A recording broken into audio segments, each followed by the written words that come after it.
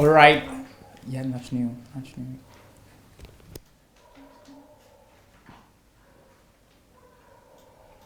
Hello, dear friends. You're welcome. This is Anojo, and I'm welcoming you all. This is the first session in the History Makers Training, February 2019. I want to welcome you all, our friends on Facebook and on YouTube. You're very much welcome. If you're not aware, the title for today's or for this HMT is How to Plan, Structure, and Achieve Your Life Goals for the next 25 years. And I'm sure most of you watched yesterday's prelude, and we're starting with the very first session in the History Makers Training, February 2019. For our Facebook friends who are just joining us, please, I'd like to encourage you to do the usual, which is share, share, share. All right, so please go ahead and share on your timeline. You could also share this video to groups you belong, or you could suggest this video to your friends by sending it into their inboxes. We're starting the first session right now, and with me here you can see the esteemed delegates who are here for the February 2019, and they're going to say a big hello to you all watching us all over the world. Am I saying the truth? Yeah. Come say hello. Yeah. Hello. Yeah, I'm sure you are wishing you're here with us in Kyiv, Ukraine, but we'll start announcing that you could start registering for the April History Makers Training. We're going to give more details as to the dates and how you could do that. But if you would like to join us for the next HMT, you can start planning now. It's going to be in the month of April. That's 2 months from now. So before I continue, I would like to announce 2 books. The first one is How to Regain Your Lost Years. How to Regain Your Lost Years by Dr. Sunday Adelaja. This is one of the books that we will be going through here in the History Makers Training 2019 February. So you could join us by getting this book if you've not gotten it on Amazon Kindle Unlimited. You could get this for free by subscribing to Amazon Kindle Unlimited, or you could order for it on Amazon, or you could write to us dssbooks@gmail.com if you want to order for a lot of copies of many other books. So this is the title of the book, How to Regain Your Lost Years. How to Regain Your Lost Years. All right. The next book is Life's Greatest Secret. This is a book everyone who is in the DSA family must endeavor to read. Life's Greatest Secret. And Dr. Sunday here, he talks about his greatest discovery in life. So the title of the book is Life's Greatest Secret, then My Greatest Discovery in Life. So you could get this book and join us in this History Makers Training.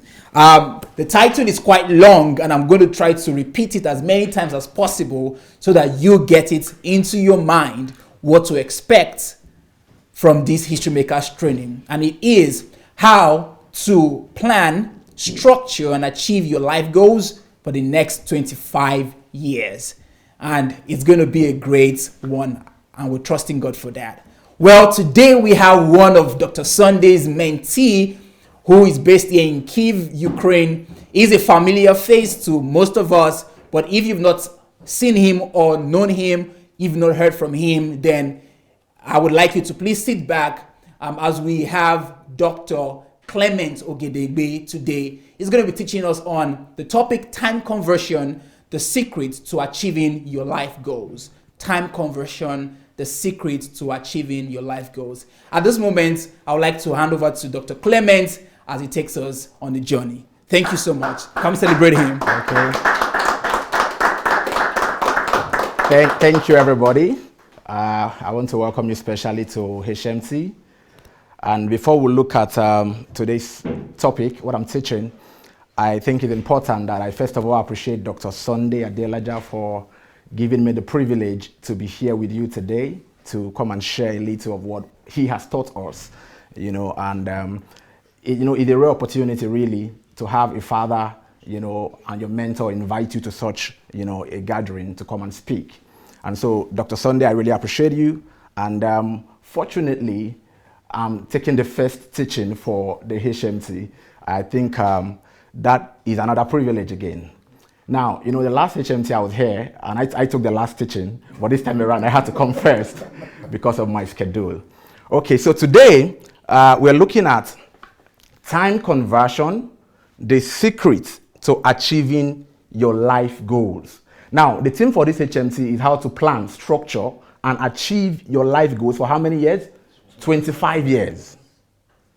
Now, that sounds impossible because we are still struggling to plan 1 month. And Dr. Sunday wants us to plan the next 25 years of our lives. How possible is that? I'm sure you would have thought about it, that is it really possible to plan the next 25 years of your life? Now, most times when we get into the new year, people begin to draw new year plans, right? But before February, they've dumped all the plans and nothing happens. Now, that's to tell you that it is easy to really sit down and plan, but the most difficult part of it is achieving the plan. And that is why the team for HMT says not only to plan, not only how to plan, but also how to structure and how to achieve it. Now, for you to plan, to structure, and to achieve your life goals for the next 25 years, you must learn what is called time conversion. Can we say time conversion? Now, so you must learn what it means to convert time. But today, I want to show you what it means to convert time and how to convert your time such that you can actually plan your next 25 years and then achieve it. All right? So let's get started. Now, the first thing we're going to do, we're going to look at the definition of what time is. What exactly is time? Has anybody thought about what time is? Now, what is 25 years? 25 years is made up of what? Years, right? Individual years. And those years are made up of individual months, right? And those months are made up of what? Weeks. And those weeks are made up of what? Days. And those days are made up of what? Hours. And those hours are made up of what? Minutes. And the minutes are made up of what? Seconds. So what is 25 years? Time. So the next 25 years of your life, you are not just planning your life, you are planning your time. So first of all, let's look at what time is. Now, time is defined as the indefinite continued progress of existence and events in the past, present, and future regarded as a whole. Now, I want you to pay attention to the word indefinite continued progress. Now, what does it mean? It means that time continues indefinitely. Time progresses. Time never regresses. Now, if time progresses, that should tell us that we also need to do something to that time so that the time doesn't just progress without us taking advantage of it. So the first thing you know now is that time does what? Progresses. And the fact that time progresses means that there will never be a time when time will be stagnant. There will never be a time when time will be stagnant. So time will always progress. And if time will always progress, it means that you cannot stop time from progressing. You can't take a hold of time. And if you can't take a hold of time, what then do you do with the time? Now, first of all, we have known that time is progressive. But what is this time? This time is actually the greatest resource that God has given to us. God has given us a lot of things. But one of the greatest resources that God has given to us is the resource of time. And I'm going to tell you why I said that. Now, why did I say that? I said that because everything that exists on the earth come out of time. And I can prove that to you. There is nothing that exists that did not come out of time. Now, if you look at this room, you see bulbs, you see chairs, you see clothing. All of the things you see in this room, they all came out of time. Now, what do I mean by that? Somebody took time to sit down to create each of these things. In other words, everything that is created comes from time. Without time, nothing will be created. If there were no time, we wouldn't be here. There will be no existence. So time is the ultimate resource that God has given to everybody. And this time is equally given to everybody. Equally.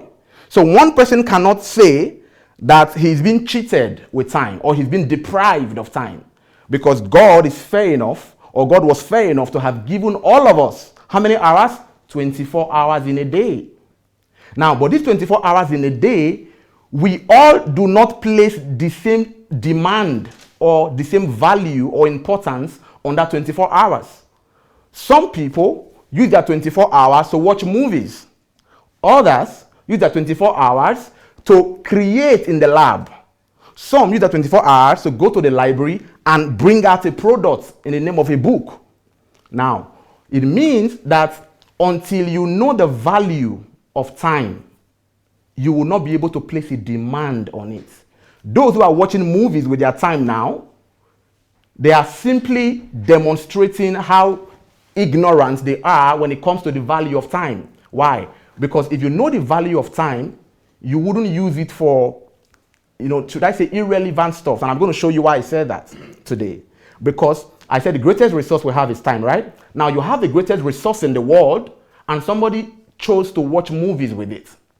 Another person chose to create with it. Now, let's go ahead. Why did I say time is the greatest resource? Because time itself is equal to life. That was why I told you that 25 years is made up of years, right? Made up of months, made up of weeks, days. So it means that when we say life, what comes to mind is actually time. So it means that anytime anybody is wasting his time, what is he wasting? His life. That's what it means. And Benjamin Franklin said, "Dost thou love life? Do you love life? If you love life, then do not squander time, for that is the stuff that life is made of." So life is made up of what? Time. That's why I told you that 25 years is made up of seconds, up till you get to years. But we don't see time as equal to life. Because if we see time as equal to life, we wouldn't waste it. Most times people try to protect their lives. They don't want to lose their lives. But you know what they do to their time? They don't protect their time. Why? Because they don't know that time is equal to life. Because if you know that time is equal to life, Benjamin Franklin said you will not squander time. Because anytime you are squandering time, you are squandering your life. Your life is going. Now, some of us are here probably 60 years, 50 years of age. Now, what made up that 60 years? Time. It means that if you have wasted that 60 years, you only did not waste time, you also wasted your life. That's what it means. So, one thing I want you to know today from this HMT is that time is equal to what? Life. And one of the greatest things that anybody wants to protect is life. So it means that we should give the same diligence, the same protection we give to life, we should give it to time. But the question is, how do you protect time? Because we said earlier that time is always what? Progressive, indefinitely. So how do you protect it? How do you get value out of time? How can you plan 25 years of your life? You have to understand what time is. And today we're looking at what? Time conversion. And I'm going to tell you that the only way to really prove that you understand the value of time and that time is equal to life is when you are able to convert the time. I have told you that the time is progressive. You can't hold it. You can't stop it. Once it is gone, it is gone. There's nothing you can do about it. You could lose money and replace it, right? But when you lose time, it is gone. So how do you get it back? How to regain your lost years. Have you read that book? If you've not read that book, go and get it. Dr. Sunday's book, How to Regain Your Lost Years. In that book, you will find out how you can actually regain your lost years. But not in the sense of getting that time that was lost back, no. But in the sense of, working 3 or 10 times more, right? You wasted the past. Work 10 times more now to be able to achieve what you could not achieve in those wasted years. But that time that you wasted is gone, whether you like it or not, and you can't get it back. Right? Okay. So we know that time is life, and we must not squander time. Okay. Now look at this picture. I have a picture here. Now in this picture, you could see some watches, right? Now there's a guy called Salvador Dali, a Spanish painter and artist. Now he drew this in 1931. Now what can you see from this picture. Can anybody tell me what he or she, can you describe what you are seeing from this picture? What is happening to the watch? From what you're seeing. Anybody want to try? Melted. Is what? Melted. The watch is what? Melted. And it melts continually. It's actually a gradual process of melting. Right? So, now there's another watch by the side, the red one. What you see on it is ants. There are ants on it. Now, that ant on that clock actually indicates that that clock is decaying. And it means really that time decays. Time vanishes. Time melts away. And once it melts away, you can't get it. Now, from this drawing, this is called persistence of memory. You could check it up later, right? Some people call it the melting clock by Salvador Dali. Now, when Salvador Dali drew this, a lot of people try to explain what the painting means. Now, some people, said that this painting, look at the painting very well, and look at the clock that are melting, right? Now, some people said that the first assumption to what that picture depicts is that the painting conveys several ideas, right, within the image. But most importantly, that time is not what? Rigid. Time is not what? Rigid. Now, that is what I was trying to tell you. That time is not rigid. It means that time can flow away. Time can melt away. So from that picture, we see the clock's melting. Now, just the way the clock is melting, that is how our life melts also. Our life diminishes with time. Now, when you were 10 years older, right? When you were 10 years old, you still had, probably you were to live maybe 80 years on earth, right? When you were 10 years old, you still had another 70 years to live. But now that you are 70, how many more years do you have to live? 10. If you were to live 80 years. Now, what happened to the remaining 70 years? It melted away, it's gone. So that picture, that time really, that clock that is melting, shows that time melts, and not only that time melts, life also melts. Now, what does it mean? It means that gradually life disappears. Everything gets to disappear gradually. Everything comes to destruction in the end. So if life melts and time melts, what should you and I do with that time before it melts? What should we do with our life before that life melts away? That is what is called time conversion, which I'm going to be teaching you today. How you can take advantage of that time. Since you know that one day that life is going to melt away. One day that time is going to melt away. What do you do with it before it melts? And that is how you plan your 25 years ahead. Because once you know that the next 25 years, I don't have the time with me, it's not in my hand, the time can slip by. Just like for some of us, the past 25 years actually slipped by with nothing to show for it. Now, once you know that time slips by and the next 25 years will slip by, then it is important that you place a value on that time, place a demand on the time, and arrest the time.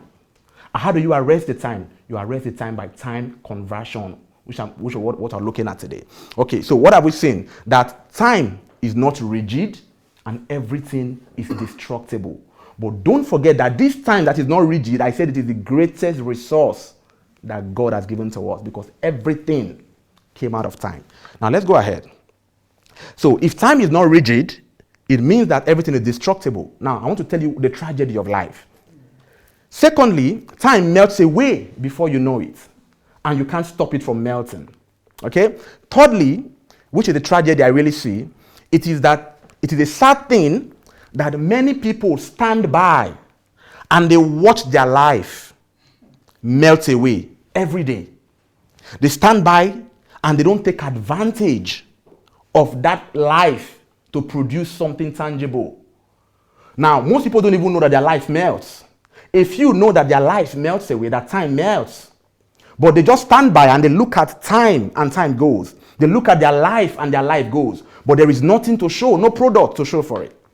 So you see somebody that lived for 80, 70 years, 90 years.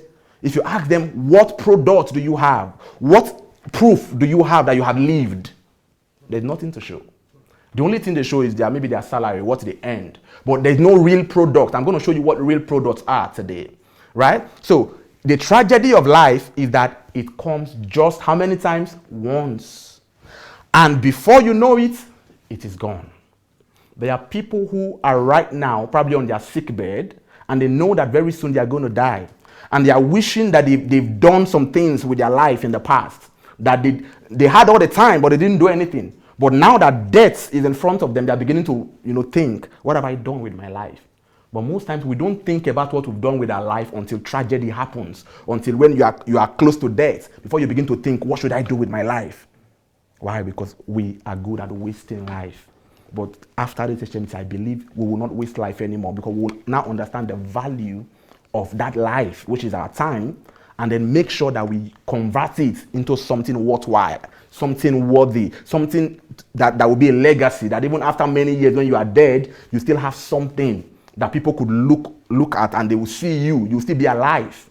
Now, one of the ways to live forever and not die, really, is to understand time, is to be able to convert time into a legacy that 20, 40, 50 years after you've left the surface of the earth, you are still alive, because people can see your products. They can see the impact, the thing that you have done with that your life. So if you are going to, live forever, so to speak, if you're going to live in such a way that your memory will remain with people for good, you must learn how to convert time into products that will transform life, transform humanity, and be a blessing to the world. Not just using time to go to work and receiving salary every month. No, that's a cheap life. Anybody can just work and get salary. But when you are gone, what happens to your life?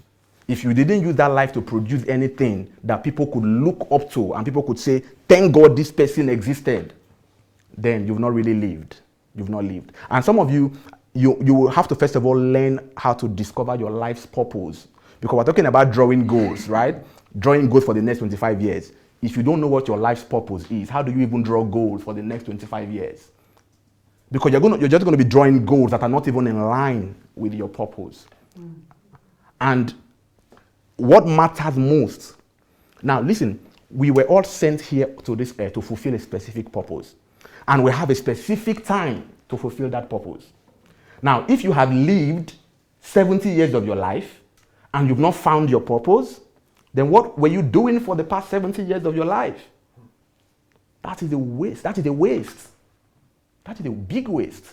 And I'm talking to you now, there are, millions of people on this earth who have not found what their purpose in life is. So how do they even plan? How do they draw a plan because normally your plan, right, your 25 years plan is supposed to be surrounded, it's supposed to be in line with what you are called to do, in line with your purpose. But if you don't know your purpose, how do you even plan? So you see people just live their lives, and most people don't even plan, they just live their life to chance.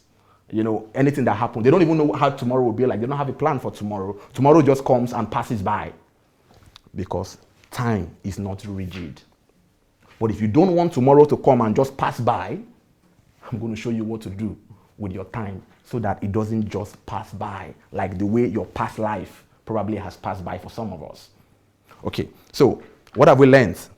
The tragedy of life is that most people just sit down and they watch their life decay, and their life just disappears like that, and they don't have any products to show that they really existed. So the first assumption from that melting clock that you saw is that time is not rigid. Time is not rigid, and everything is destructible. But since time is not rigid and time will be everything is destructible, you and I must devise means of laying hold of that time and seeing how we can grab something, squeeze something out of the time before it melts away. And for you to do that, you must understand time conversion, right? Let's go ahead. Now, the second assumption from that melting clock that you saw, some people believe that melting clock symbolizes the erratic passage of time that we experience while dreaming. Now, I find this second assumption of the melting clock fascinating. Why? Because it depicts the actual state of the majority of people on earth. Now, most people on earth, they live their life in a way that is just like a dream. They live in the dream world. And I'm going to tell you why I said they live in the dream world. I'm going to tell you why. So, the second assumption is that there is an erratic passage of time that happens when you are dreaming. Have you dreamt before? I mean, real dream. You were sleeping and you had a dream. You dreamt before? Now, if you've dreamt before, are there times where you were dreaming, right? You thought you were still maybe in the middle of the night, and then you just woke up only to find out that it was morning already. Have you had that kind of dream before? You were dreaming, you thought it's still you were thinking it's still midnight, but you just woke up and realized that it's 7 a.m. already. Why? Because in dreams, time passes by so quick, and you can't explain, you can't hold it.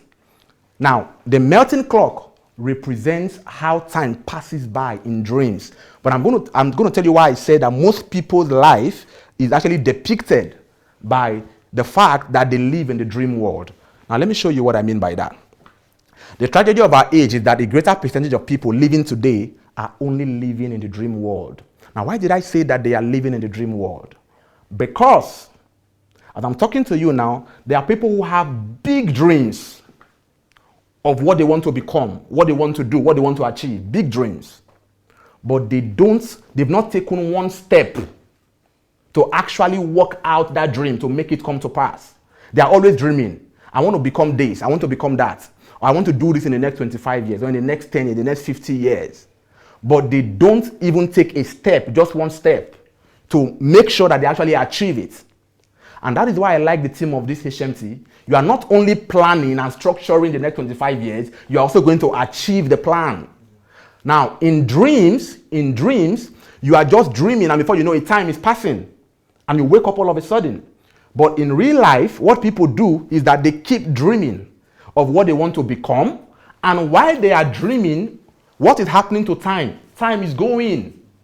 They don't wake up from the dream to actually execute what they have as dream.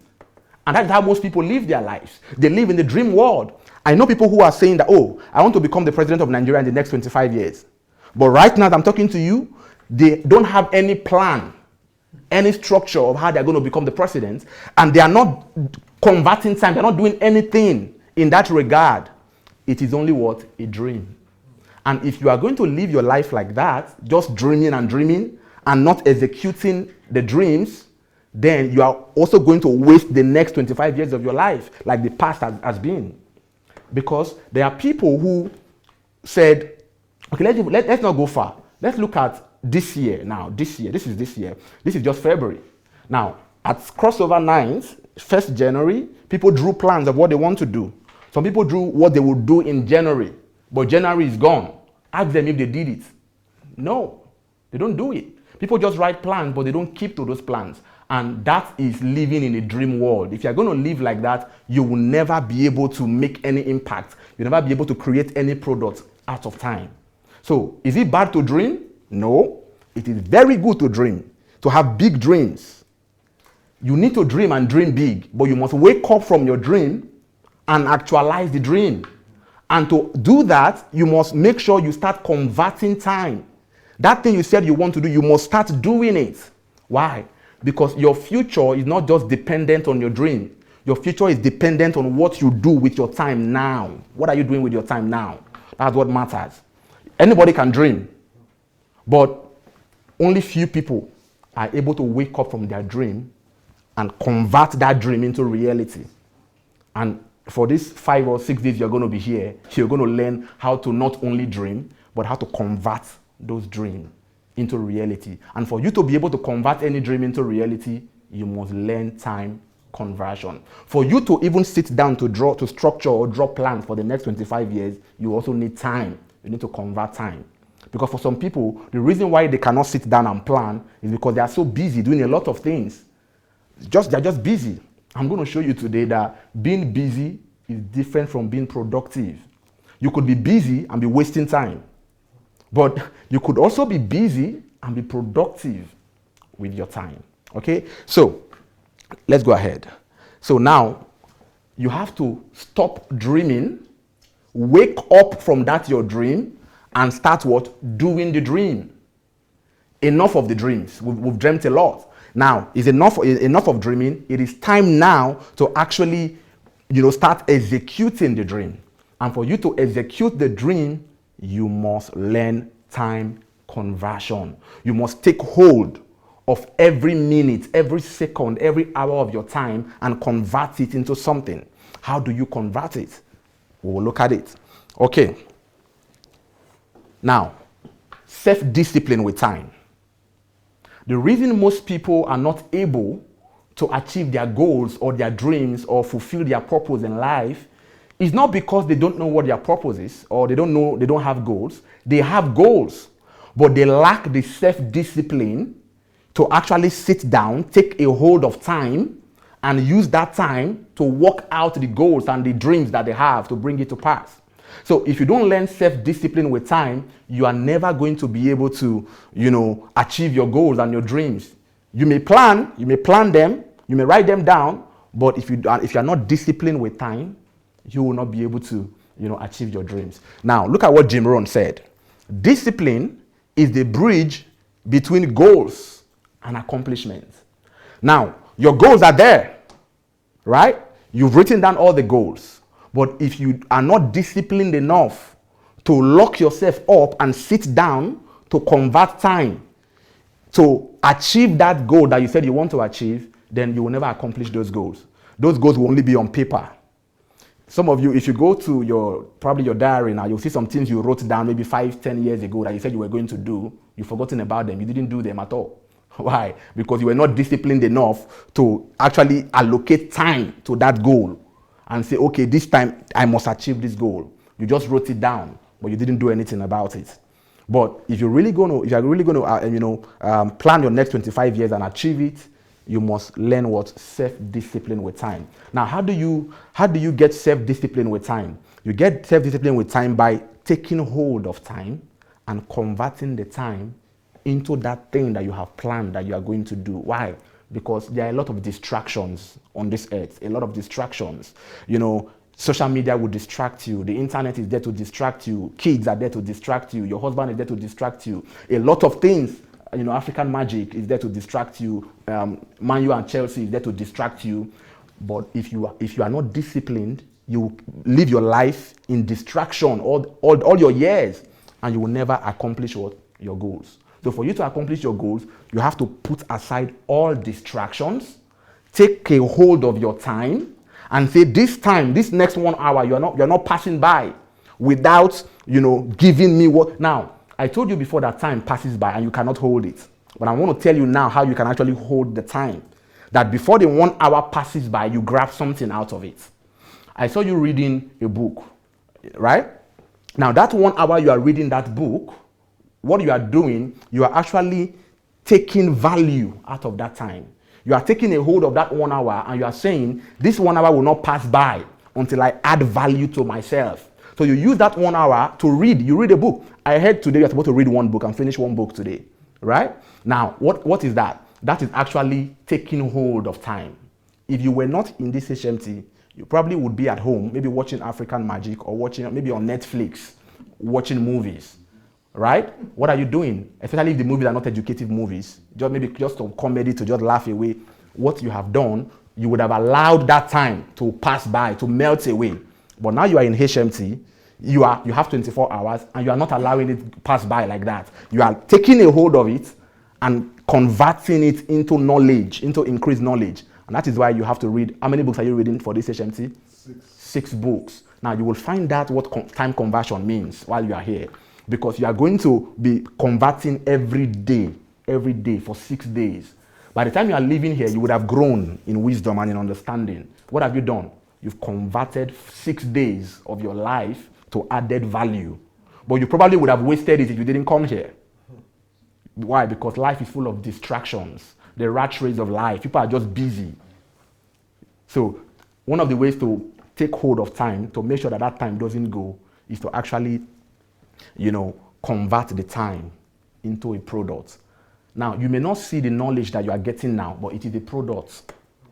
Products are not only like physical things that you can see, but the knowledge you are getting from that book. Now, as we are teaching now, you are getting a product right now, so as I'm talking to you now.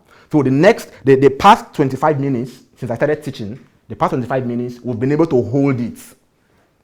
It will pass by, yes, but we are grabbing something from it. That is the idea. If you don't live your life like this, there's no way you can achieve 25 years plan. Why? Because I told you that most people live their life to chance. They don't have a plan for tomorrow. Some people say, forget about tomorrow. Tomorrow will plan itself. Tomorrow will take care of itself. That is rubbish. Tomorrow will not take care of itself. You have to actually plan tomorrow. If Dr. Sunday had not planned his life, you won't be here for this February HMT. But he had already planned that from this February 2nd to February maybe 7th or thereabout is HMT. So he has planned it. And you fit into that plan. And that, you see that the plan he made is not just for himself, but to add value to you. So when you are planning your time, you must make sure that either that time is adding value to you or adding value to other people. Not just, to while away time. At times I look at people, some people spend maybe 2-3 hours just watching comedies and just laughing. I mean, I'm surprised. What value do you add to your life when you take 2 hours of your life just watching comedy or just watching Man U and Chelsea? And some people actually watch maybe in a whole week, they watch close to maybe 10 hours of football, just watching but no value. No value. That time is gone. Okay. So discipline is the bridge between goals and accomplishment. If you are not disciplined, it does not matter what Dr. Sunday will teach you these 5 or 6 days. If you are not disciplined with time, you will still not be productive. People come to HMT and they get inspired, and then when they go back, no self-discipline. Everything dies down again.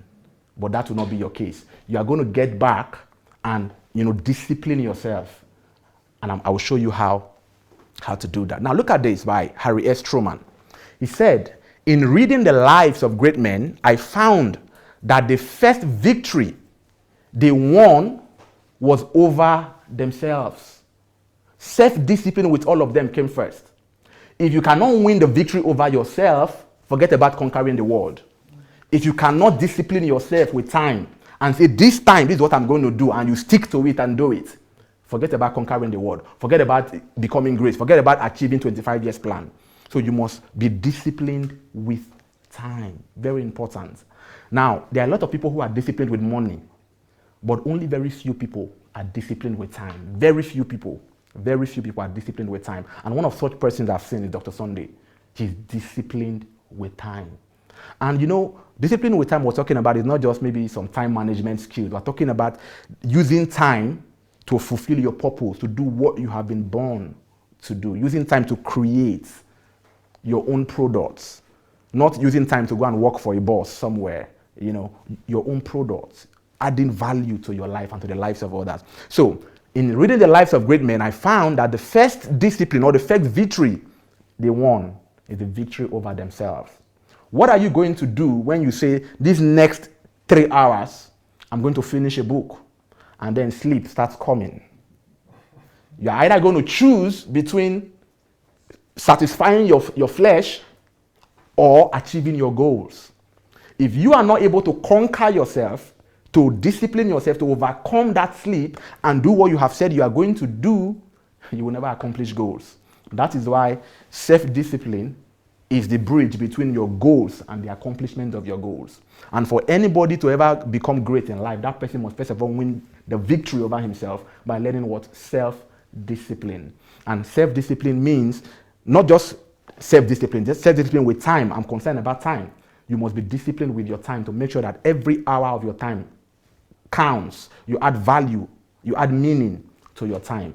If you don't add meaning to time, time will just pass by like that. But you can add meaning to it by putting a schedule and say, this is what I want to do by this time, and you do it. Once you put a schedule on time and you achieve it, you have conquered time.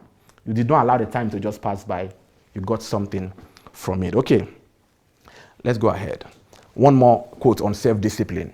Now watch. The one quality which sets one man apart from another, the key which lifts one to every aspiration, while others are caught up in the mire of mediocrity, is not talent, is not formal education, is not intellectual brightness. It is what? Self-discipline. You could be talented, you could have formal education, you could, have intellectual brightness, but if you are not self-disciplined, especially self-disciplined with time, you will just die like an ordinary man. You cannot achieve greatness. You cannot make an impact in this life. Okay? With self-discipline, all things are possible. Without it, even the simplest goal can seem like the impossible dream. The reason why most of you have dreams, but you've never achieved them, is because self-discipline is lacking. Without self-discipline, the smallest dream looks like what? An impossible task. You think that, oh, I can't do it. I don't have time for it. But you will find out that if you discipline yourself enough to actually allocate time to that goal or that dream and make up your mind that I'm not going to get up from this place until I achieve this, you realize that that dream that you've been, procrastinating, that you were thinking is impossible, is actually a very simple thing to do. Like for some of you now, for example, you say, oh, I don't think I can ever write a book, right? I don't think I have what it takes. I will tell you that you have everything it takes. There is not really, in the real sense, there is nothing you cannot do. You only need to allocate time and train yourself and build yourself in that area, and then you'll be able to do anything at all. Anything at all. So when you have a dream and that dream is looking impossible, it is because self-discipline is lacking. When you have the self-discipline and you are able to take time and convert that time to that thing, you will soon realize that, oh, that what you were thinking was impossible is actually a very simple thing to do. Okay? So we all must learn self-discipline with time. Right? Now look at this guy. I used this picture the last time. Now, what is this guy doing? He's trying to hold the clock from moving. But is it possible? Yet, it's not possible. It's not. You can't hold the time. It is not by physical holding of the clock. No. The clock will keep on what? Moving. Now, but how do you hold it? I just told you how to hold it. By converting it into a product. That's the only way to hold time. Otherwise, you can't hold time. You can't hold time.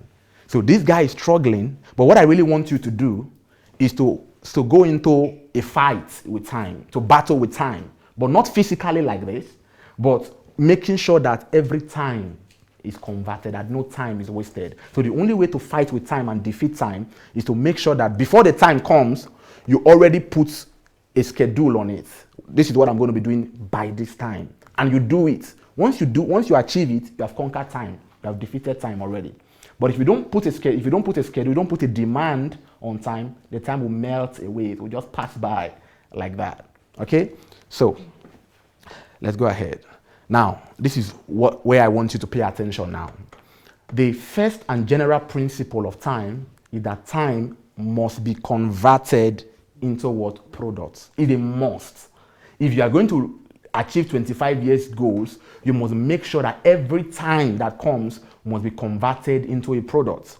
Now, converting time into a product means that no time passes by without you being able to show what you got from the time.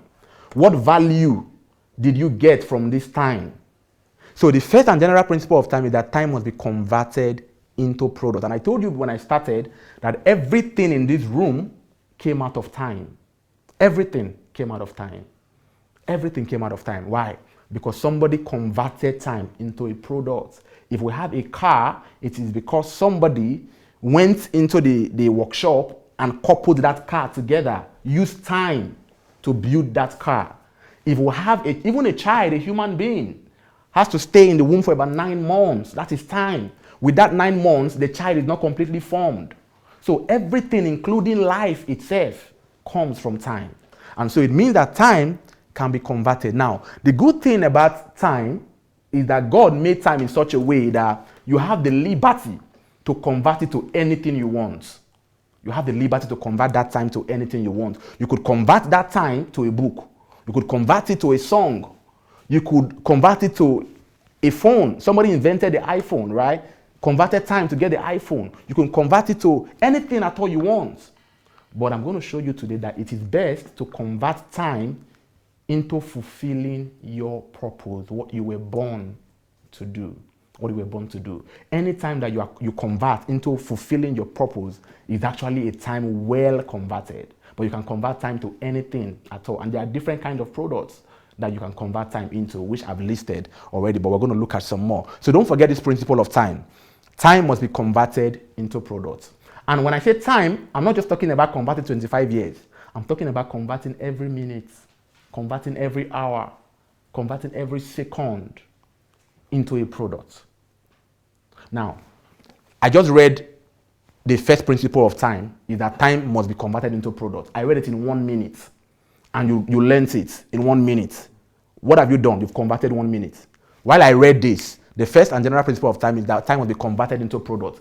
If you didn't know it before, you just knew it now. So what did you do? You just converted that 1 minute into product. You know why I said so? Because I said minute must be converted, and I saw the reaction on my sister's face. You mean you can convert 1 minute into a product? Yeah, you can convert 1 minute, 1 second can be converted into a product. You just learned something now within 1 minute, so you have converted that 1 minute into a product.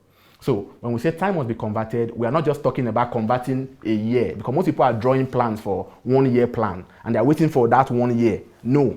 Now, every minute must be converted into something. Every second must be converted into something. You know, if you've been in this house for some time, you see Pastor Sunday, when he's working, he always has his iPad with him. As he's talking to you, he's reading something. Every time he has something that he's reading. What is he doing?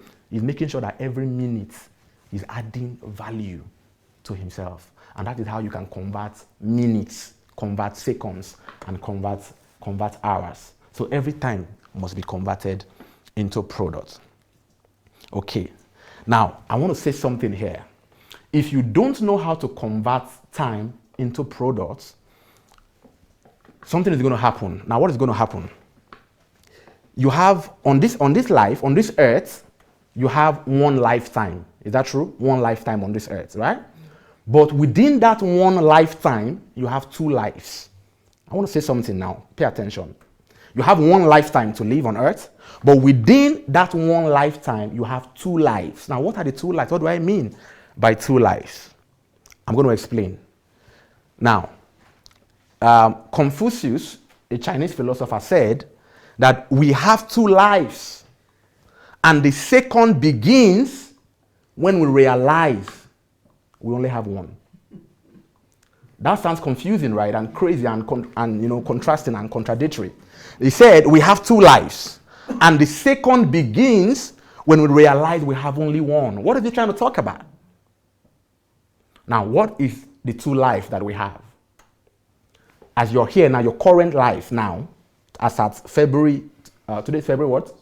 2nd. This is your life presently. That's 1 life. Your purpose that you want to achieve, your goals, your dreams that you want to achieve, that is your 2nd life. So you are living a particular life now, but you want to get somewhere. I told you of somebody who wants to be the president in 25 years. That 25 years that is yet to come is his 2nd life. Now is his current life. His dreams, his goals that he wants to achieve, that he has not achieved, is his 2nd life. Now, between now, where I am now, and that's my 2nd life, is time. What I do from now till the next 25 years that I want to become the president determines whether or not I will live that 2nd life. So what is that 2nd life? Becoming the president, right? Who am I now? I'm just a student, so to speak, right? I'm a student, but I want to become the president. So my life now is what? I'm a student. My 2nd life that is to come is that what? I want to be what? The president. But between this time and that time, I have time in between. And I could either decide to be disciplined with that time so that when it's 25 years time, I actually live the life as a president, or I waste that time and never get to live that life of becoming a president. And that is how it is with everybody. All your goals, all your dreams, even if the goal is a 1 month goal or a 1 month plan, from the time you are drawing that plan, that is your life, the target that you want to achieve is your 2nd life, but still on this earth, not heaven, here on earth. So everybody, at every point in time, you have 2 lives. Your current life at that present time, and the dreams, the goals, and the purpose that you want to fulfill. But the tragedy of life is that most people don't ever get to live that their 2nd life. They only dream about it, they only write it down, but they never achieve it. Why? Because between the time you wrote that plan down and the time you are supposed to go and actually live the life of what you have written down, you wasted the time. You did not convert it into doing what you are supposed to do. So do you understand why Confucius said that we all have two lives? The second begins when we realize we only have one. Now, what does that mean again? Let me explain that again. I told you earlier that life melts away, right? Life melts away, just like time. We stay here on this earth for a very short time, maybe 70 years or 80 years or 90 years. So, if you know that you have only one lifetime that will last for 70 years, right? Why don't you start implementing all your goals and your dream now? Why are you waiting till you get to 70 before you start implementing them? Why didn't you start implementing them at 25? So, we only have one means that you have one lifetime, but you have a lot of things you need to do while you are here. And those things you need to do are your second life. So if you realize that if I don't do those things, I will die and leave this earth without accomplishing my goals and my dreams, then you must be, disciplined with time. You must learn to convert your time into achieving those things that you say you want to do. So is it clear now that we all have two lives? Is anybody confused? No, right? So we have two lives. The second begins when we realize that we have only one. If my purpose, if I was born, for example, if I was born to, maybe let's say I was born to stop crime. That was why I was born. I was born to stop crime. That there will be no crime in this world again. That is why I was born. And I don't know that is why I was born. I have not discovered that purpose. What do you think I would do with my life? I myself may even be a criminal. But what is my purpose? To stop crime. But because I'm ignorant of what I was born to do, I waste my life and my time doing the opposite of what I was born to do. But here, I wrote that your future life or your second life, your purpose is included. So once you find your purpose, right? From the time you find your purpose to the time you fulfill your purpose, that time there, if you don't convert it, you may just know what your purpose is, but never fulfill it. There are a lot of people who know what their purpose is. They know that, oh, this is my purpose, but they don't fulfill it. Why? They have not been able to discipline themselves with time to fulfill their purpose. Some others don't know at all what their purpose is. On self-discipline with time. Now, what do I mean? How close you are to the achievement of your goals and your plans and your dreams is determined by self-discipline. For example, you draw a plan of 5 years, right? Now, by 5 years, I want to probably have written 20 books in the next 5 years. That is your plan. But now, you are in the 3rd year now, and you have not written any book, right? Are you close to the achievement of that dream? No. Even though time is going, but that dream is still there, you are not achieving it. But how can you get closer to the achievement of your dream? By converting the 1st year, the 2nd year, the 3rd year. And probably by the 3rd year, you've written 10 books already, but you wanted to write 20. Are you closer to the achievement? Yes. Why? Because you converted each year of your life to get what you said you are going to get. So the distance between your first life and your second life is determined by one's self-discipline with time. And when you see your first life there, means your current life, and your second life means your goals, your dreams, your purpose, everything you want to achieve. The distance between them is self-discipline. If you are not disciplined with time, you will be farther away from the fulfillment of your purpose. Even though your time is moving towards your target, but there's no product to show, it means you are still far away from achieving that product. Secondly, time conversion, which we're looking at now. And then thirdly, hard work. You must work. And hard work, you can't talk about hard work without time, because hard work is actually converting time into doing something. So there is no hard work without time. Every hard work you see actually is converting time into producing what? Something. Okay, so another thing that determines the distance between your first life and your second life is what you do with your time. So I'm going to ask you now, what do you do with your time? Or what have you been doing with your time? What have you done? Look back 25 years back. What have you done with your time? Or what have you done with your life? What fruits, what products do you have to show for the past years?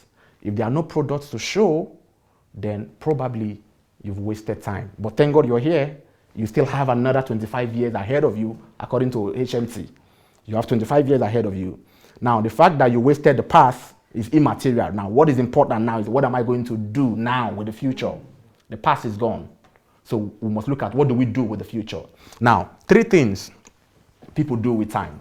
3 things people do with time. 1, people do what? Waste time. Secondly, people spend time. And thirdly, people do what? Invest time. Now, whether you are going to achieve your 25 years plan or not is dependent on which of these 3 things you choose to do with your life when you live here. Now, if you do the first one, you get a particular result. If you do the second one, you get a particular result. And if you do the third one, you get a particular result. So, what does it mean? What does it mean to waste time? A wasted time. Do you remember the general principle of time? The general and first principle of time is that time must be converted into what? Products. So any time that passes by that is not converted into a product is a wasted time. Any time that passes by that is not converted into a product is a wasted time. So it means that if I just sit down here, for example, I'm not doing anything. Maybe I'm just looking at how beautiful this place is. After 1 hour, I'm still looking at, if you ask me to show you the product of that time, do I have any product for it? No. What have I done with that time? Wasted. It's gone.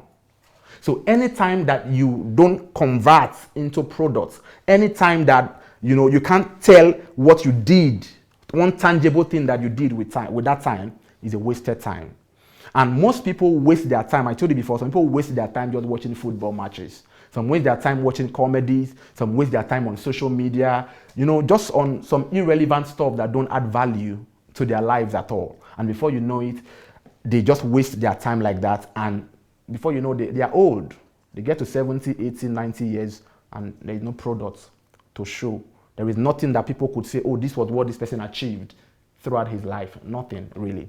Nothing, because that time is wasted. And as I'm talking to you now, there are people who are wasting time.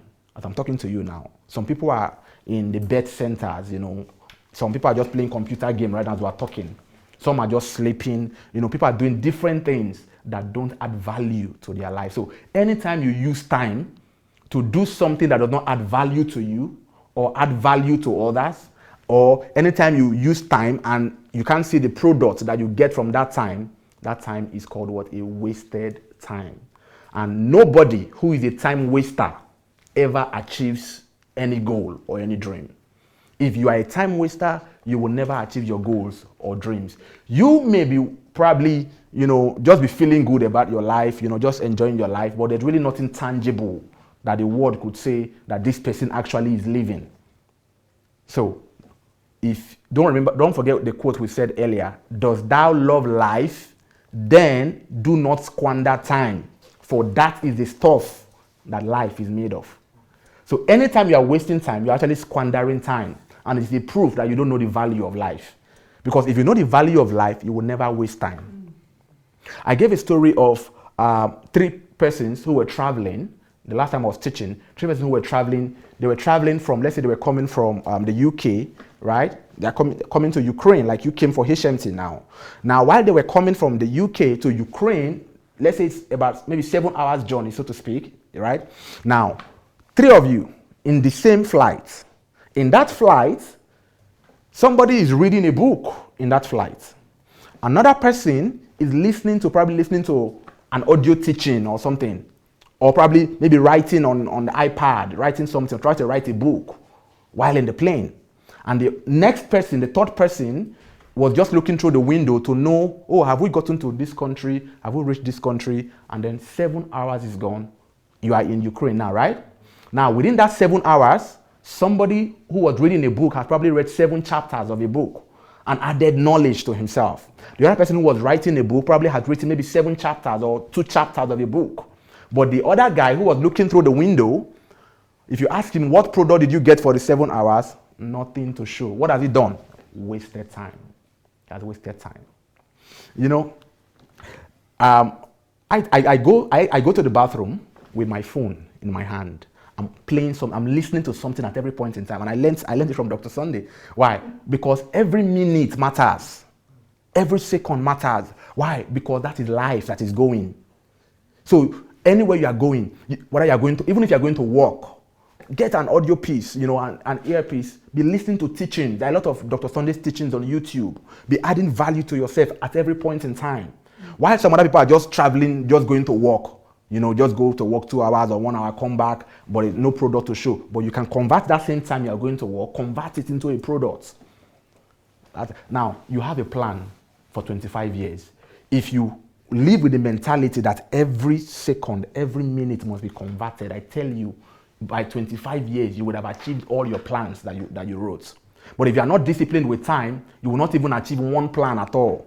You will still be living in the dream world, and time will just pass by like that. And that's how most people live their lives. They live in the dream world. They have goals and plans, but they are time wasters. Time wasters. Dr. Sunday did a series some time ago, Why I Don't Drive and My Wife Does Not Cook. I don't know if you saw that video. Why I Don't Drive and My Wife Doesn't Cook. Why?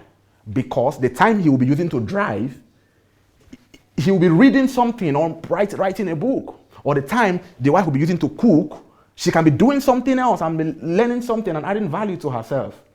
It's a difficult one for most people, I know. Most couples will probably not agree with that. But there is sense in it. There is sense in it.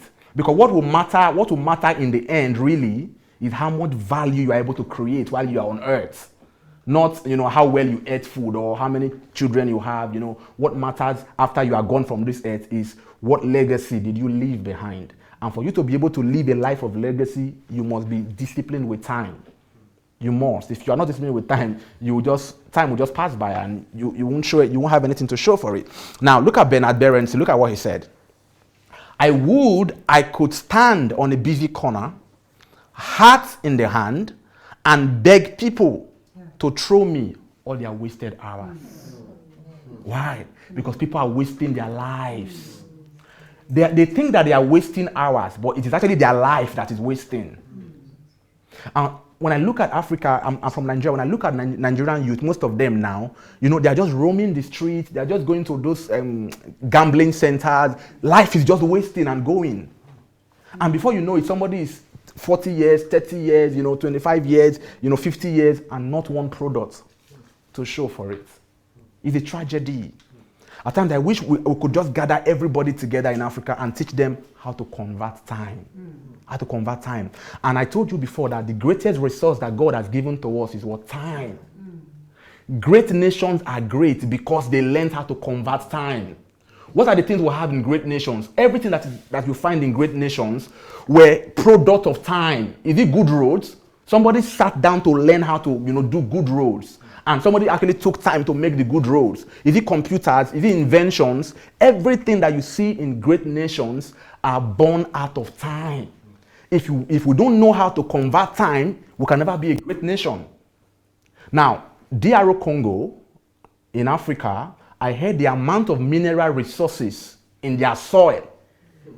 The value is even more than the GDP of European Union put together. But they are one of the poorest nations on earth. Why? Because they have not learned how to convert.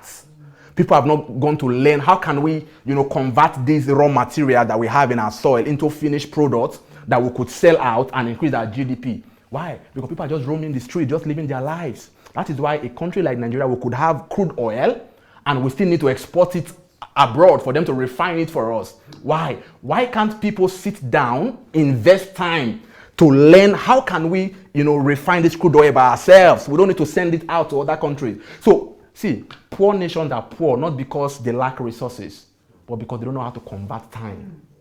Because every resource that is in every nation must be converted into finished products. And for you to do that, you need time. You must convert time. Because we said that the general principle of time is that time must be converted into products. Now, not only time is converted, raw materials must be converted, but for you to learn how to convert those raw materials, you need time to study and know how to do it. Because if you don't know how to do it, you keep sending your crude oil, sent to other countries who have, invested time to learn how to do it, and then they refine it and sell back. They sell your own product to you, your own natural resources, they sell it back to you at a higher price. So that is why Great nations are great because they understand time conversion. Go to Japan. In Japan, people, they value time. In Japan, you can't just, there's something called African man time in Nigeria. You have a meeting by 2 o'clock and you're coming by 3, right? And a whole hour is wasted. But you don't know that 1 hour could increase the GDP of that nation. If people are working that 1 hour, people go to work very late. You have work that's supposed to start by 8 a.m. and you're coming by 9. Other countries, that 1 hour that you came late, they've used it to produce something, a marketable product. And that is why our GDP is the way it is. Nations with high GDPs are nations that have learned how to convert time. They've learned so much how to use time. And once you've learned how to use time, you can't just be wasting time anyhow. So countries like Japan, Singapore, those places are places where time, people value time. So until you learn to value time, you just live a life of mediocrity. And any nation that wastes time, mark it, any nation where time is squandered and wasted, that nation will hardly be able to become a first world nation. I tell you the truth. And that is what we are seeing in Africa and in Nigeria and in some other countries of the world. But today, we're concerned about you. We're concerned about you. We're still concerned about Nigeria, but we're concerned about you. How you can lay hold of time and make sure that you don't squander it.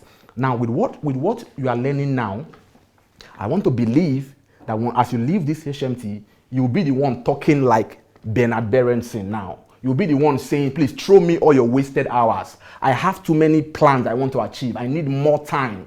Why? Because that 24 hours, you have converted every hour to a product. And you feel like 24 hours is not enough. You now start begging people to throw you their wasted time. When you see people wasting their time, you just nod your head. I wish I could add to my 24 hours to make it 25. Why? Because you now know the value of time. That time is equal to life. And that any time that is wasted is life that is wasting. And for some of you who have kids, who have children at home, they will need to listen to this teaching, because now that they are still young, it's the best time for them to learn how to convert. If they learn how to convert time, I tell you the truth, the next 25 years of their life, what you probably could not achieve in 60 or 70 years, they will achieve it because they've learned how to convert time. Now, for people like us, we actually didn't know these things on time. I actually lived my life in such a way before that I could just waste my time, just go and play football, just some things like that. But once I learned this, now my schedule is such that you can hardly see me do things that don't add value. Either I'm adding value to you or you're adding value to me. I can't just be discussing with you. Maybe we're just talking, we're probably just saying something irrelevant. I hardly can do that now, because I know that time I'm using to discuss with you, I'm not learning anything from you, I'm not learning anything from me, is a wasted time. A wasted time. Dr. Sunday said some time ago that, in Nigeria, people like doing parties. From one party to another.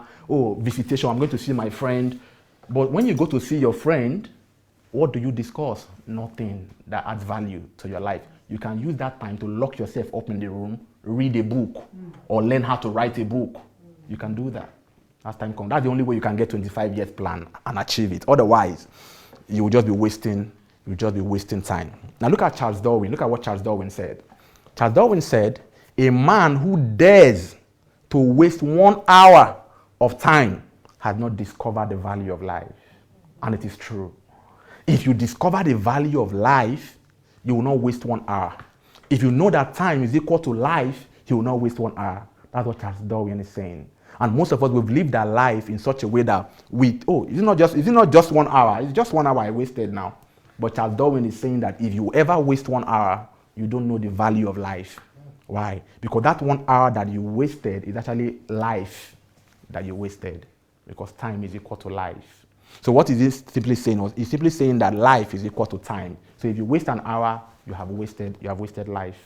So what do I do if I shouldn't waste an hour? I should convert the hour into a product, into something tangible.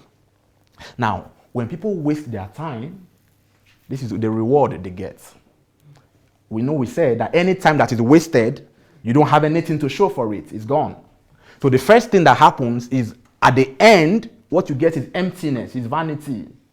Nothing to show. You live 70 years on earth and that 70 years is gone. Nothing to show. It's vanity at the end. So emptiness, you don't get anything from that time. That's the first reward of wasting time. Secondly, you don't have any product to show. You don't have any product to show. Now, I'm believing that as you leave this HMT, some of you, you're going to have, visions and dreams of things you want to do that in the next 1 year, or maybe in the next 6 months, when you're coming for another HMT, you're coming with your product. So say, this is the product I've been able to get for the past 6 months or for the past 1 year. This is my product. So, but when you waste time, no products. When you waste time, no impact on society. You are not impacting anybody. You are not teaching anybody anything. Nobody is learning anything from you. You are not impacting the world. You just while away time. Then again, no value. You don't have any value for your time. You don't add value to people. People don't add value to you. Then no net worth. No net worth. Now, I was telling somebody some time ago that time is more important than money. The person said, no, how can you say time is more important than money? But I said, yes, time is more important than money. Why? Because without time, there will be no money. Do you agree with me? Yes. You go to work every month, right? And at the end of the month, they pay you. Why are they paying you? What are they paying you for? Your time. So without time, there is no money. Even the notes, the dollar note itself was printed. Time was used to print it. So without time, there is no money. I told somebody, I said, if I give you time and I give you money, which one will you take? He said, I will take money.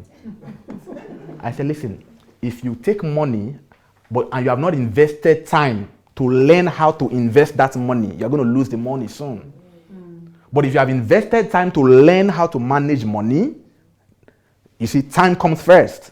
Then I now give you money, you know how to multiply the money because you have invested time first. So time comes before money. Now, somebody said, who are the richest guys on the earth? Who are the richest men in the earth? What's his name? Bezos, right? Jeff Bezos and the Bill Gates. Why do you think they are rich? You think it was a miracle that happened? No. They have products. It is their product that makes them rich. And how did they get the product? Time conversion. They converted their time to those products. If you see Amazon, right? Amazon is the product of time. If that guy had not sat down to invest time to think and get the idea of Amazon and then actually, learn how to structure Amazon, how Amazon will work, how will people come and be putting their books or selling things on Amazon? Nobody, there will be no product. That product will not even exist in the first place. Look at the iPhone that you are using. Where is the guy who made the iPhone? Is he still alive today? No, he's gone. Right? He's gone. The guy is dead, but is the iPhone still alive? Yes. Are you still using the iPhone? Yes. So is the guy still alive in your hand now? Yes. Yes. That's why I told you that if you convert time into products, you live forever. Because your product is still available. People can still see what you have done. But if you waste time, there's no product to show. No product at all. Now, I said little or no net worth. So those guys you see, their net worth is high. Some people are 100 billion and all of those things. It was not miracle. It was time conversion. They have sat down to learn. Microsoft, Bill Gates, time. Microsoft itself is a product of time. Everything that exists comes from time. If he had not sat down to learn how to create Microsoft, how would he have been able to create it? No way. So every one of us must have a product. Not just one product, numerous products. But from this HMT, I'm going to show you how you can get products. At least in a year, you get one product. Then you graduate from there. In a year, you get 2 products. Like that, until in a year, you can get 12 products, 20 products, of your own products, every year. Because you will learn how to convert time. So, no legacy. If you waste time, you don't have any legacy. And all your goals will only remain as goals. They will never be realized. You'll only be living in the dream world. But your goals and your dreams will never be realized. So the first thing people do, we said people do what? They spend time. Sorry, they waste time, right? Now the second thing people do is that they spend time. Now when people spend time, they at least get something little as a compensation for their time. But we said when you waste time, you don't get anything at all. That time is gone. You can't tell what you did with the time. The time is wasted and it's gone. But when people spend time, they get a little compensation for that time. And when people spend time, they really don't have control over their time. Somebody else controls their time for them. And let me give you an example. Now, some of you wake up 7 a.m., right? You have to be at your office, at your place of work by 8, for example. Now, you must be there whether you like it or not. Why? Because your boss is going to fire you if you don't come. So it means that you are not the one in control of that time. It is your boss who controls you, who determines when you should wake up and when you should leave the office. And at the end, what do you get? Salary. You get a paper, that's salary. So you get a compensation. So it means that the time you use to go to work every day, your job place, is not time investment though. It is time spending. Why? Because you don't have control of the time. It is not what you want to do. You are just doing it to survive. We are living for survival, working for Uncle Sam, just so that we can make ends meet, right? So when you are spending time, you don't have control over the time, but you get compensated. At least you get a salary at the end of the month, right? That's what you do. But now, society determines or dictates what you do with your time for you when you are spending time. Now, for example, even when I go to, let's assume I go to school, right? I go to school, I'm studying medicine, and I'm studying medicine for 6 years. I have to be in class 8 a.m. Not because I really want to be there, but because the school curriculum says I have to be there. So I'm being controlled. And after 6 years, what will I get? A certificate. So I get something for that 6 years. But most times, we are in school, not studying what we want to do, not studying what we love, but probably what our parents ask us to do.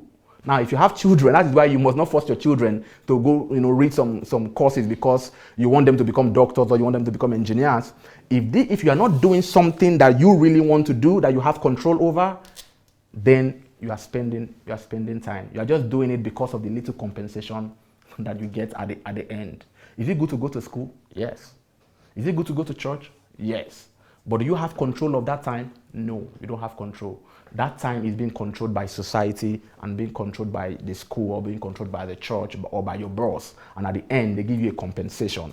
So spending time is better than wasting time, right? When you waste time, you don't get anything.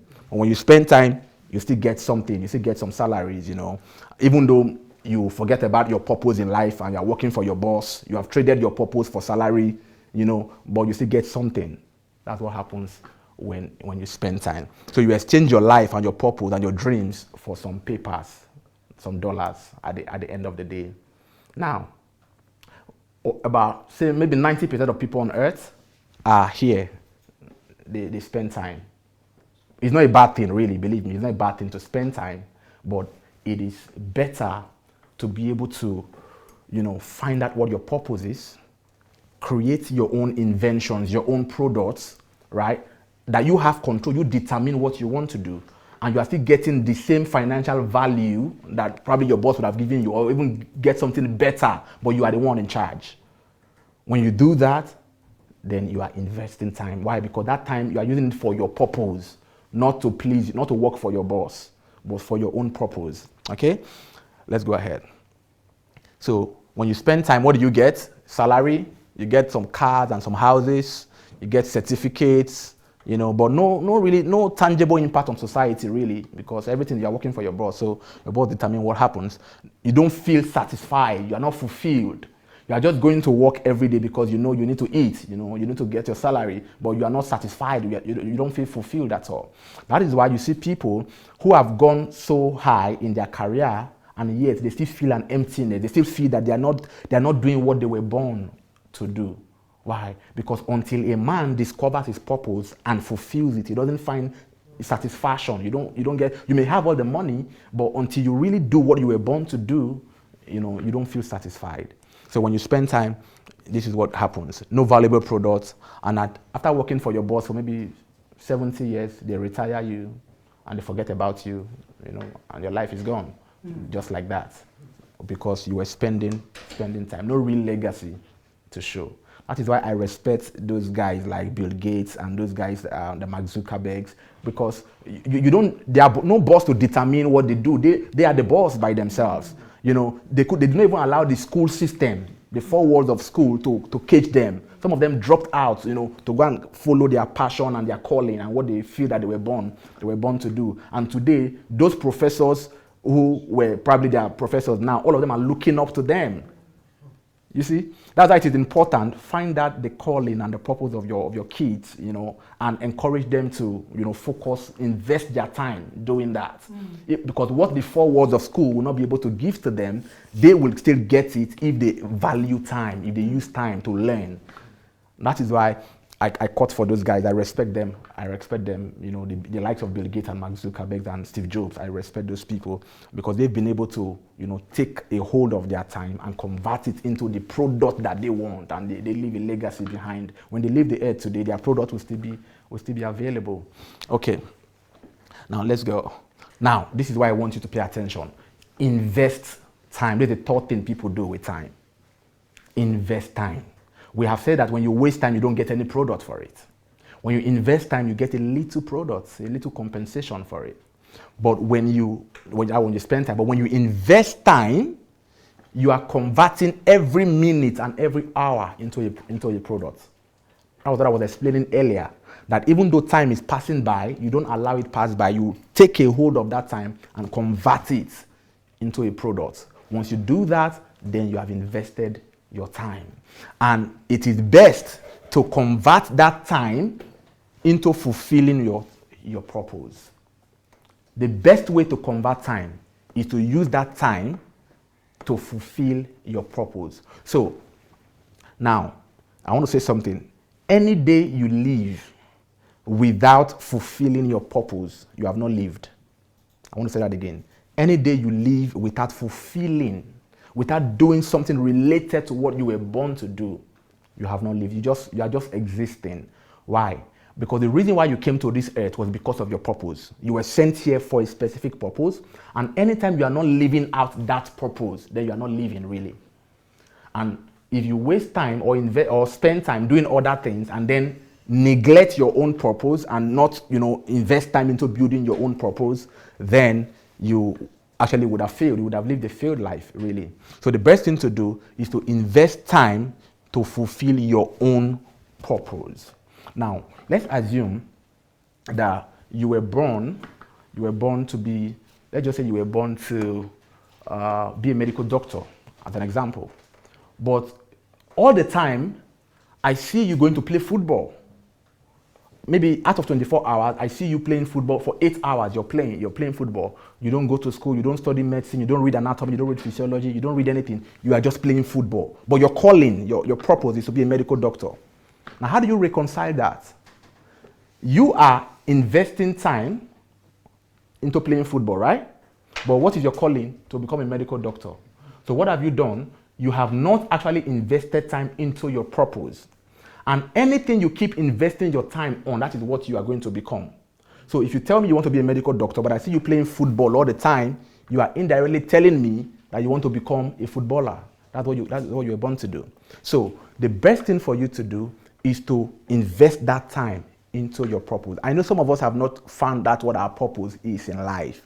I'm going to encourage you, I won't be able to do that teaching today, but I'm going to encourage you to go to Dr. Sunday's YouTube channel, and you'll see a series on who am I. You see a series on calling and purpose. Go and listen to that. Once you listen to that video, you'll be able to at least have a glimpse of what your life's purpose is. So that when you want to draw your 25 years plan, you are drawing the plan around your purpose, in line with your purpose, so that you now know what to do with your time. You convert your time in the direction of your purpose.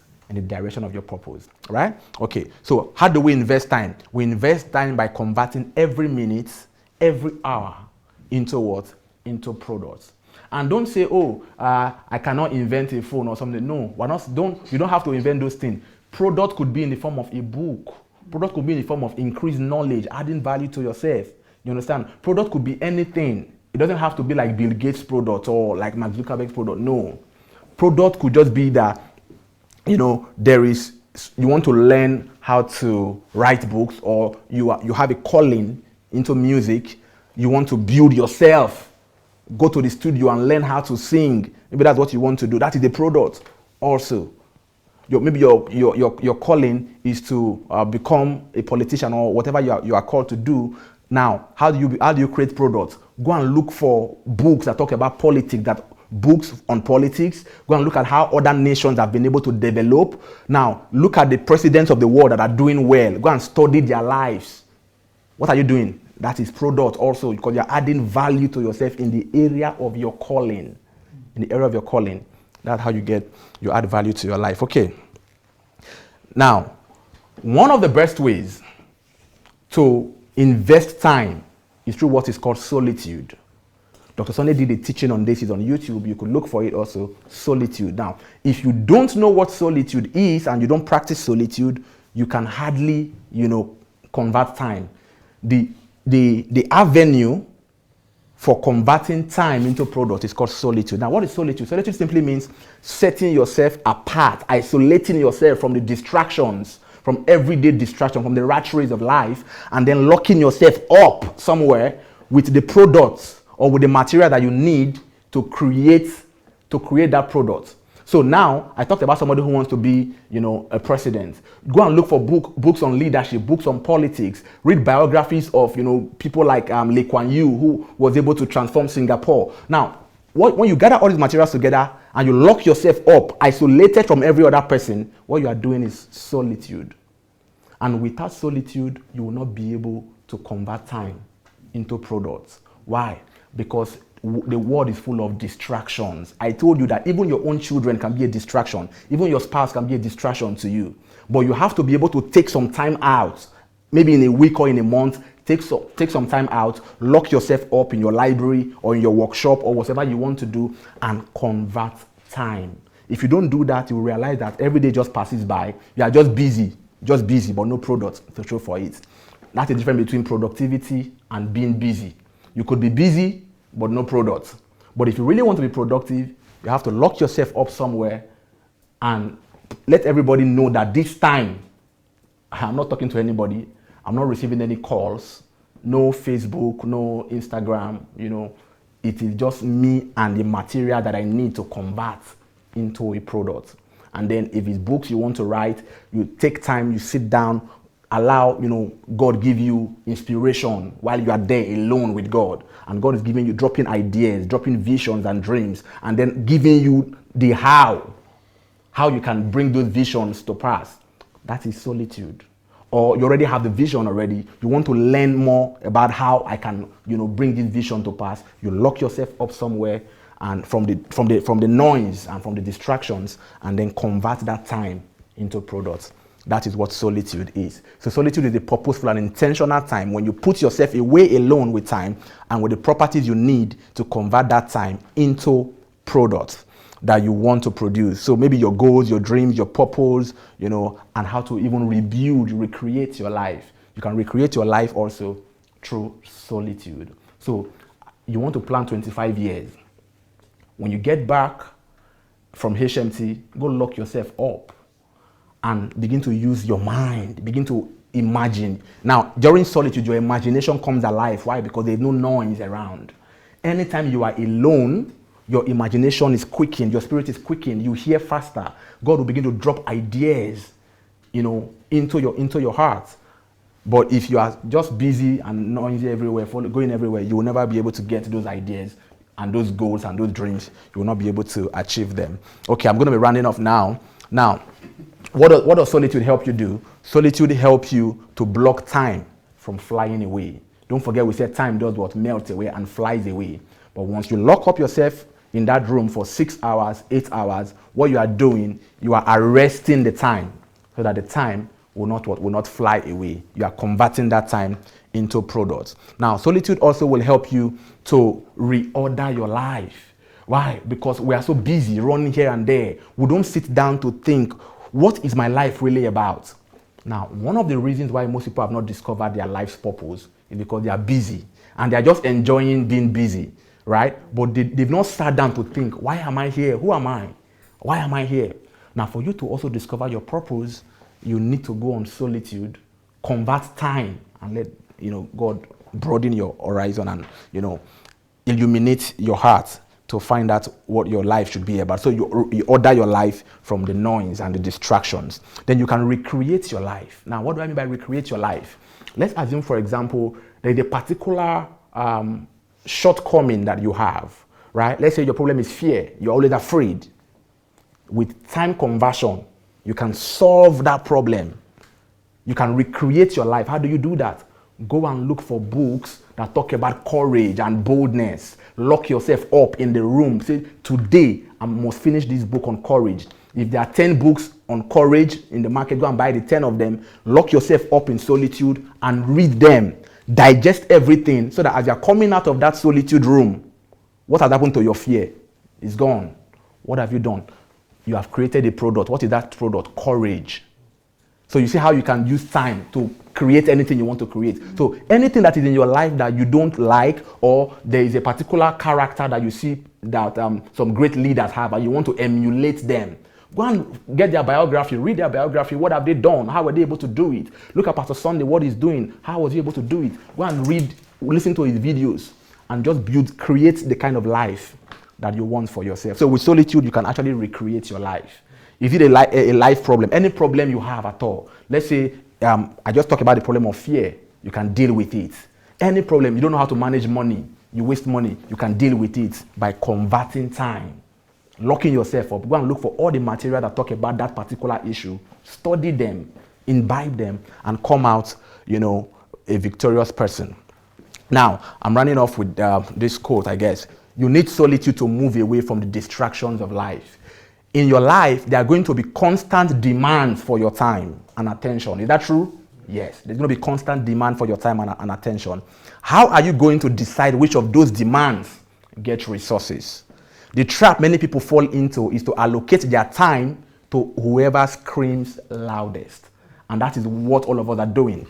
We allocate our time to whoever screams loudest, and we give our talent to whoever offers them the fastest reward.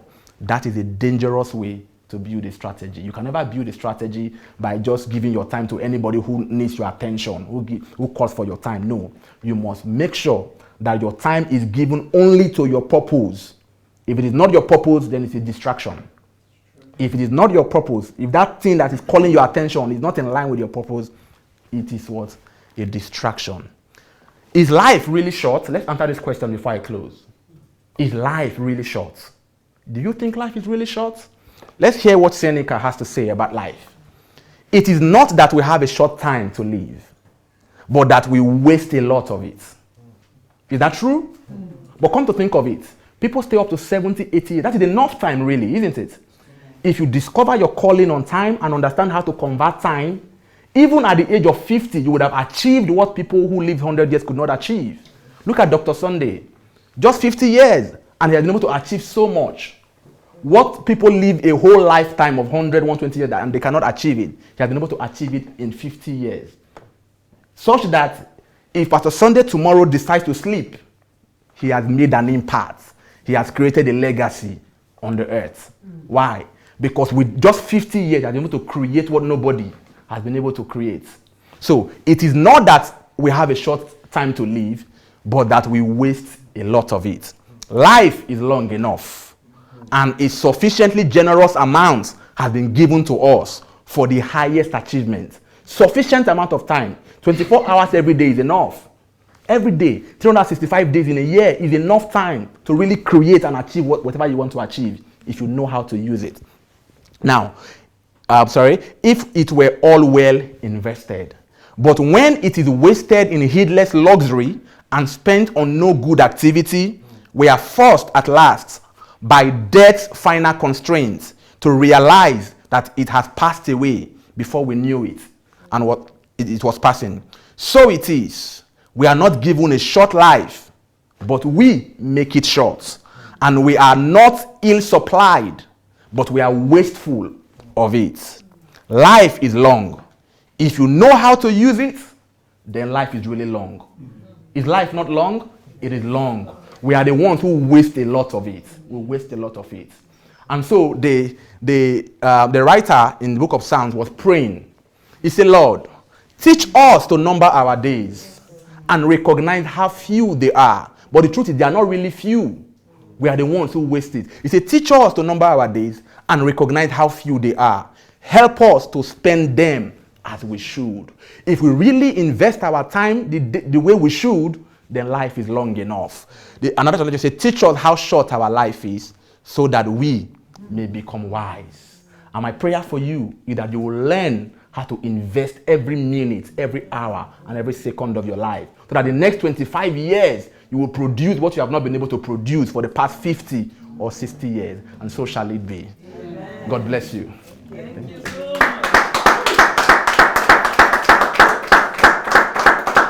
Okay, now this is my book that is titled Your Potentials, the Source of Your Greatness. Now, what does that mean? Every one of you have hidden potentials, hidden abilities in you that you've not even discovered yet, that could make you achieve more than you've ever achieved, but you only need to discover them. And some of the things I taught today are from this book. So I will encourage you to get a copy, get for your friends, and for your kids to read them, because everybody must maximize their potentials. And I talked about how to find your purpose here too in this book. So you can get a copy. The book is there. Thank you so much, and God bless you. Thank you.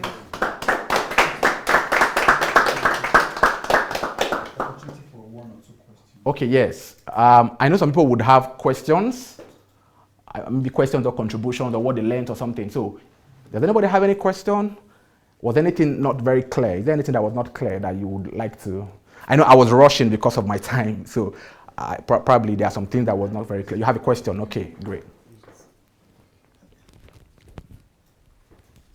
Thank you so much. You're welcome. I've learned a lot on the time wasting and how to manage your time. Yeah. But the thing that confused me that I don't get is for people are born, but as you are growing, most of us are ignorant that we have a purpose, a potential, or what I say, maybe purpose to fulfill. Yes. So we just live based on what we see. Yes. It's not as if we don't want to fulfill it. Yes. Not that we are not eager, but we lack the knowledge. Yes. So for that kind of situation, because we have children too behind, for that kind of situation, I would say, okay, I've not discovered my purpose. Yeah. I won't say a lie that I've discovered it. I've just been following the trend, just like everybody. Yeah. Now, where do I start from? Okay, great question. Great question. I think you started already by coming for HMT. You started already, and I already told you now to go to Dr. Sunday's YouTube channel and look for the series on Who Am I? Why Am I Here? There's a book also titled Who Am I? Why Am I Here? You should get the book and read it. Now, then once you watch that video, that series, and you read the book, you will have a clue as to what your purpose is. Then, it is true that it's not that we don't want to fulfill our purpose, but we don't really know that. Some people don't even know that there's anything called purpose at all. And why is it that people don't know? Because we are born into a system that requires you to go to kindergarten, from kindergarten to primary school, from primary school to secondary school. And so you are being prepared to go and get a certificate and work for your boss. So nobody talks about purpose. And that's how the society is structured, to deny you the fulfillment of your purpose. So everybody wants to go to school, which is good. Everybody wants to get a certificate, but people don't find out that because if I was sent on an errand to go and do something, and I live my whole life without doing that thing, now when I go back to the person who sent me, what am I going to tell him? That I got certificates, maybe I'm a medical doctor, but that's not what I was called to do. I've not yet fulfilled the assignment for which I was sent to this earth. So, solitude now, to answer you where to start from, I've told you what to do, but second thing you need to do again, go and lock yourself up. If it's 1 week, lock yourself up and let God speak to you. Let God speak to you. Now, go and look for every book that talks about how to discover your purpose. Dr. Sunday has written there are a lot of other books on the internet, also on Amazon, about how to discover your purpose. Read all of them. By the time you finish reading all of them, now don't come out of that solitude until you are sure that you have heard and you now have an understanding of what you should be doing with your life. Because most people, they say, oh, I don't know my purpose, but they don't do anything about it. And the truth is, nobody can tell you specifically and say, this is your purpose, except God reveals it to the person. Right? But it is only in rare cases that God even speaks and says, this is your calling, this is your purpose. Before I formed you in your mother's womb, I knew you and I've ordained you. Now, that statement was not only to Jeremiah alone, every one of us. Before we were formed in our mother's womb, God knew us and gave us a specific purpose. Right? Okay. So for you to find that purpose, go and do solitude. Leave every distraction in quietness. And read all the material talk about how to find your purpose. And then listen to God. And God is going to show you your purpose. I have about 10 ways you can discover your purpose. It's on my YouTube channel. Maybe later I'll send you the link. You could listen to it. But I can't explain all of them because of time. Thank you.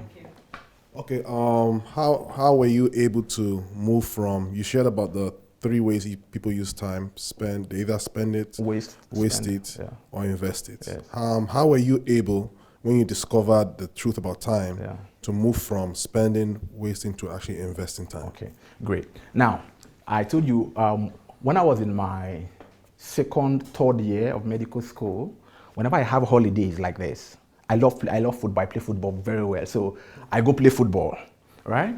Now, I came for HMT in 2015. I came for HMT here.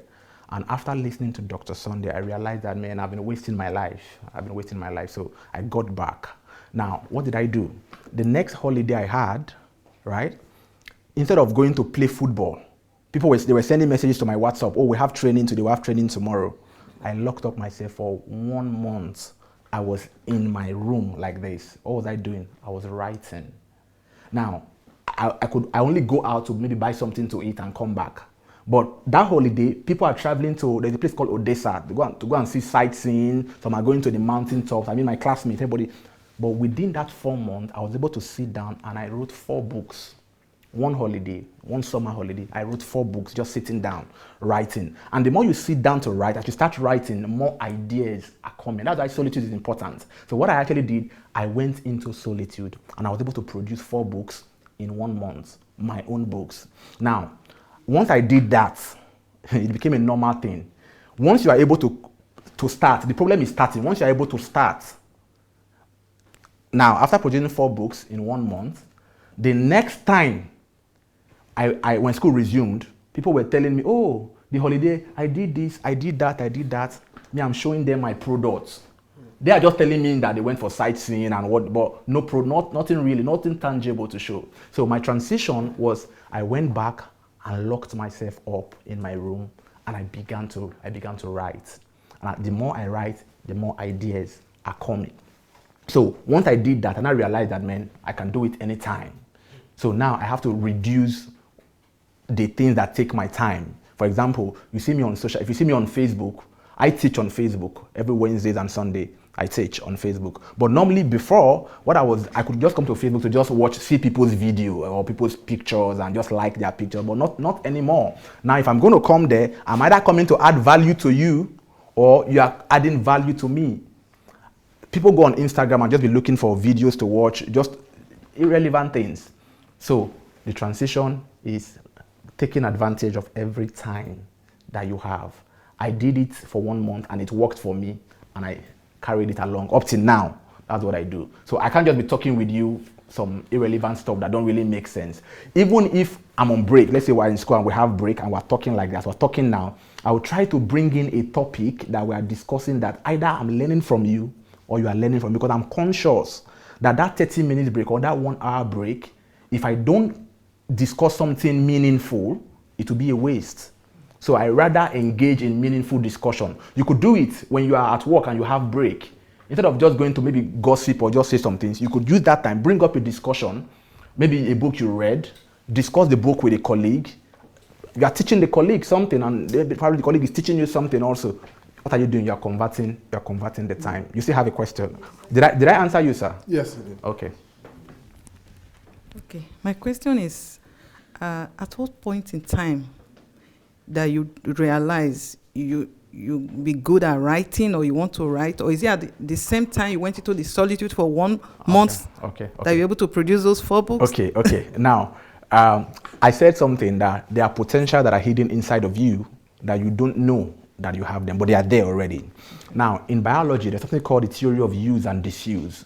Lamarck gave a theory about why giraffe have long necks. And he said that giraffe have long necks because there was a time where there were few leaves and the giraffe were trying to stretch their neck to reach the leaves on the treetops. So the more the giraffes stretch their neck, the more their neck grows. And that is how today we have giraffes with long neck. So the theory is called the theory of use and disuse. Now, when you go to the gym and you are building your muscle, what happens? The muscle, the biceps come. Where was all that flesh before? Where was it? It was there. But you know it was there. You didn't know it was there. But the more you use it, what happens to it? It grows. So how did I know the theory of use and disuse? You have to start writing. Even if it's just writing a page, write. The more you write, the more you discover that you can write. The more you sing, the more you discover that you can sing. Everything is there. For me, when I started writing, I opened a blog and I started writing articles, from scripture. I just write articles. From there, I wrote those 4 books on that solitude. And from that time, I now realized that the more I write, the better I become. And now, when I write, it's like I could just sit down now in 3 hours and produce maybe 3 chapters for you. You will read it, it will make sense. I could sit down in 3 days and produce a complete book for you. It will make sense. Why? The more you use, the better you become. I just want to ask if I can use the same method to increase or develop myself if I'm able to detect. Let's say I've already gotten my purpose. I've already discovered it. How do I, go expand on your purpose? How do I, expand or do better? Okay. Or form a system? Okay. Now there's something called the rule of 10,000 hours, which I didn't teach today, but you could go on Facebook, look for the rule of 10,000 hours by my name. Just put my name, the rule of 10,000 hours. You see how you can become a professional in any area that you choose. It's just investing a particular amount of time per day, maybe 5 hours every day, rehearsing that thing or building on that thing or learning that thing, or 8 hours every day. Right? If you're able to invest 10,000 hours into learning your purpose, building your purpose, you'll become the best in that field. But you could go on YouTube and check. I think Pastor Sunday also talked about it in the Time series on YouTube. You will see it. It's called the rule of 10,000 hours. I think it's in that book. You'll find it also there. All right. Okay, can we celebrate Pastor Clement? Thank you so much. All right. Well, our dear friends on Facebook and on YouTube, thank you for being with us. We hope you had a great time as we are having here. Right now, we'll be ending this first session of the History Makers training at February 2019. The next session would be in, let's say, an hour time, thereabouts, and Dr. Sunday will be teaching. So please, if you've not shared this link, please go ahead and share it. If you're on Facebook and on YouTube, please share. This is the book written by Dr. Clement Ogedegbe, titled Your Potentials, The Source of Your Greatness. You could get this book by ordering on Amazon, or if you're interested, you could write to him. His name is Clement on Facebook. Thank you once again, Dr. Clement. It was a great time. Well, guys, we'd like to say bye to you from Kyiv, Ukraine. See you in an hour time. Can we say bye to our friends? Bye.